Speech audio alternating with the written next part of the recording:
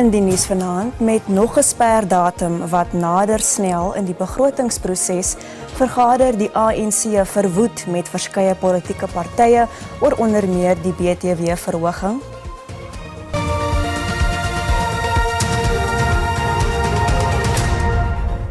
Goeienaand en baie welkom by die Afrikaanse nuus. Daar is nog nie sekerheid of die DA in die regering van nasionale eenheid sal bly nie. Die ANC en die DA, as die twee grootste partye binne die RNE, het vandag vergader te midde van spanning oor die voorgestelde BTW-verhoging wat verlede maand deur die minister van Finansies, Enoch Godongwana, ter tafel gelê is. Die ANC se nasionale woordvoerder, Mahlengi Bengu Motsiri, sê die deur is oop vir ander opposisiepartye. Action SA, Bossa en Rise Mzansi het verlede week die fiskale raamwerk gesteun, maar met voorwaardes. The ANC has kept the door open and is still doing so. And so whoever still wants to speak to the ANC in the interest of the country, and I stress that, the door is still wide open. But we have done the necessary consultation. Whatever happens out of these negotiations will be an outcome of that consensus-seeking process. I'm not able to anticipate what the final outcome is going to be. Intussen gaan die ANC voort om met politieke partye te vergader met die Vryheidsfront Plus wat môre aan die beurt kom. Die party en die DA het onder meer teen die 2025 fiskale raamwerk en inkomstevoorstelle gestem. 'n BTW-verhoging van 2 persentasiepunte het in Februarie groot teenstand gekry toe die meerderheidspartye aangedui het dat hulle dit nie sal steun nie. Nadat die begrotingsrede vir byna 'n maand uitgestel was, is 'n 1% oor 2 jaar voorgestel. Die ANC het met die hulp van partye buite die regering van nasionale eenheid die begroting in die parlement deurgetrek. Van die partye, soos Action SA, het hulle goedkeuring gegee mits alternatiewe vir die BTW-verhoging en belastingkerf-aanpassings binne 30 dae gevind word. Sodanige gesprekke is nou aan die gang. No discussion of any kind took place regarding a reconstituted GNU.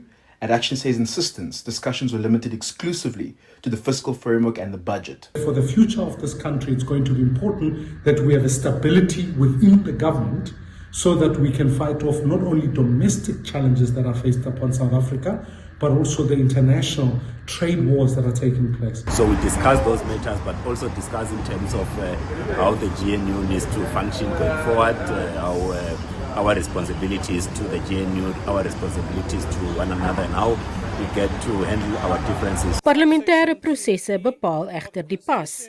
Die wetsontwerp op die verdeling van inkomste, waar volgens fondse aan elke regeringssfeer en departemente toegedeel word, is die eerste hekkie. The date that is scheduled for its consideration is the 6th of May 2025.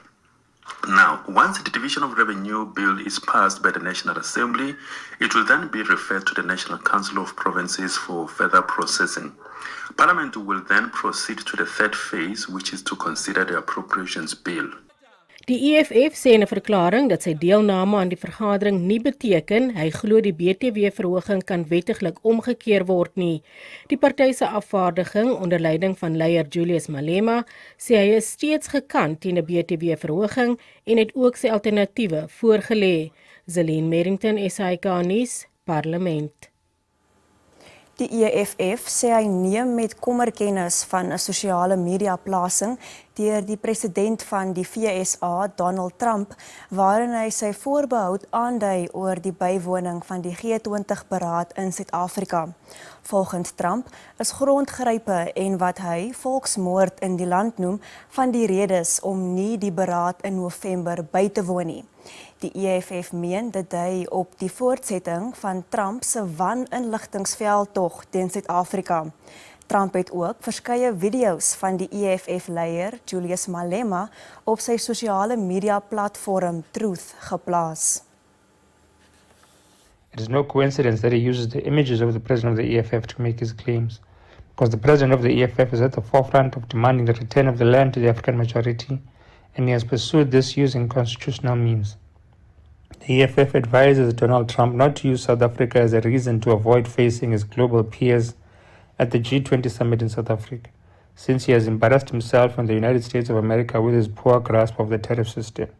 His non-attendance would be an opportunity for the leading nations of the world to consolidate an economic recovery plan that does not rely on the US dollar and is welcomed, but it is clear that he fears facing his counterparts following his humiliating tariff stunt. Die legendariese musikant en internasionale jazz-ikoon Jonathan Butler het aan jong mense in Bloemfontein gesê om sukses te behaal in die vermaakbedryf is 'n reis van uithou vermoë wat dissipline verg. Butler sê jong musikante moet gereed wees om self geleenthede te identifiseer ten spyte van uitdagings. Butler het 'n meestersklas aan 'n volgepakte saal by die Heide Laerskool in Heidedal, Bloemfontein aangebied.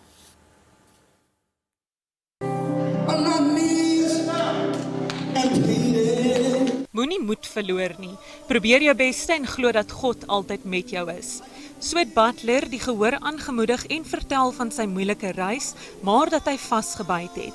Hy het ook emosioneel vertel hoe hy as 'n tiener seksueel aangerand is tydens 'n optrede in Bloemfontein. Hy sê hy het gesukkel met gevoelens van skaamte en pyn en dat hy gesukkel het om mense te vertrou. Dit is van die redes waarom Butler die meestersklasse aanbied. Hoekom is dit so belangrik? Want ek raak oud. Ek is soos 'n ou computer. Die data moet nou gedownload is in 'n nuwe computer. You know? Die data is oud. I mean, ek het baie experience. Butler skryf sy sukses aan sy ma toe, wat hom uit desperaatheid op 7-jarige ouderdom laat optree het. Hy moedig ouers aan om hulle kinders te steun en meer aandag aan die kunste te skenk. Ek dink dit kan help. Dit kan baie help vir hulle. Dit kan vir hulle prepare om you know, eendag sal hulle op stages of in die dressing room en hulle het miskien 'n bietjie problems en dan kan hulle dink, hey Jonathan, ek kan hoor wat Jonathan gesê het. Butler is die hoofkunstenaar by die Diamonds and Dorings konsert in Kimberley op die 20ste en 21ste April. 'n 7-jarige identiese tweeling, Dewan en Bewan Rens van George in die Wes-Kaap is in Griekeland is op pad na Griekeland om Suid-Afrika by die wêreldjeug snel- en blitskampioenskappe te verteenwoordig. Die tweeling speel skaak vanaf 2-jarige ouderdom en klop reeds hulle skaakinstrukteur pa Bradwin. Na 'n beroep op skenkings verlede jaar om die reis na Griekeland moontlik te maak, is hulle droom nou bewaarheid.